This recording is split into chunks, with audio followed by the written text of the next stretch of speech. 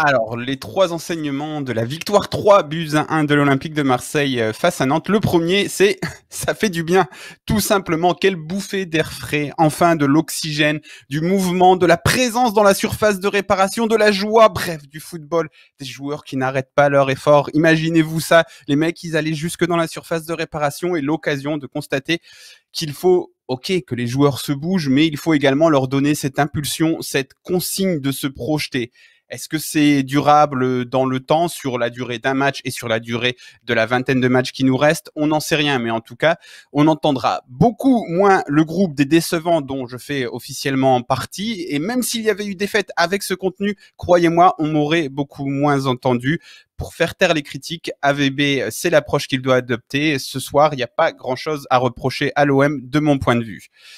Le deuxième enseignement, justement, qui est dans la continuité, c'est la preuve du talent de l'Olympique de Marseille. Alors forcément, on va nous dire, oui, ils ont prouvé contre personne en face. Ok, mais les gars, on entend cette rengaine contre 80% des équipes en Ligue 1. En fait, contre 80% des équipes en Ligue 1, l'OM possède de meilleurs joueurs. Il n'y a pas de Payet ni de Thauvin à Nantes. Même avec leurs défauts évidents qu'on va pas effacer, hein, parce que soudainement, Thauvin et Payet, c'est pas devenu Maradona et Valdano à la Coupe du Monde 86, pas du tout. Ils ont toujours leurs défauts, c'est sans doute pas des top joueurs Ligue des Champions, mais même avec leurs défauts, ils sont largement au-dessus et de très loin du niveau de Nantes et donc de 75 à 80% des équipes en Ligue 1, peut-être plus 75 que 80 d'ailleurs. Cuisance a prouvé qu'il n'avait pas été recruté par le Bayern simplement parce que il trouvait son nom marrant, on ne sait pas. Il a prouvé qu'il avait des qualités qui font qu'on peut taper dans un top club lorsqu'on s'appelle Michael Cuisance.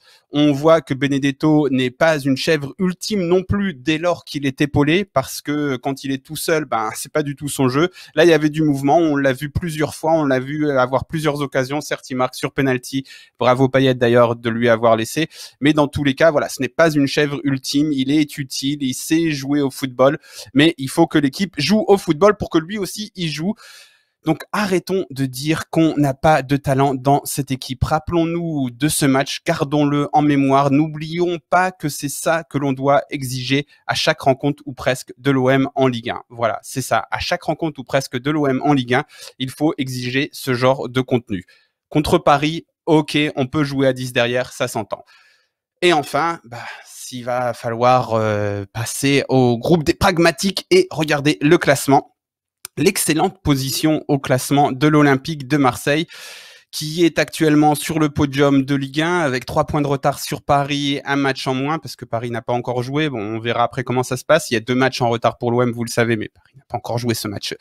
À l'heure où on parle, et après une prestation aboutie de l'OM, on peut enfin se permettre de regarder avec envie ce classement, parce que moi, avant, je le regardais pas vraiment avec envie, plutôt avec scepticisme, genre mais comment on peut être là? Là, tu te dis bon ok, dans tous les cas, on était là. Si on fait plus de prestations comme cela, je commençais à regarder ça avec envie, avec plus de plaisir. Je compterai les points avec beaucoup plus de plaisir si on m'a donné l'envie de compter les points avec plaisir avant, grâce à des matchs de football. C'est important, les matchs de football dans le football. Donc il va falloir faire durer ça, ce contenu, aborder le reste avec ambition, parce que Paris est peut-être moins bien cette année. Alors peut-être que dans 3 mois, on se dit n'importe quoi, c'était impossible, mais il faut avoir cette ambition, prendre des points face au top 5, ok, même d'une autre manière, et assumer sa supériorité de cette manière-là sur les 15 autres par le jeu, par le talent supérieur. Donc, une grande bouffée d'air frais, cette victoire, la preuve du talent de cette équipe sur le reste de la Ligue 1 et une excellente position au classement. Voilà mes 3 enseignements, messieurs, dames.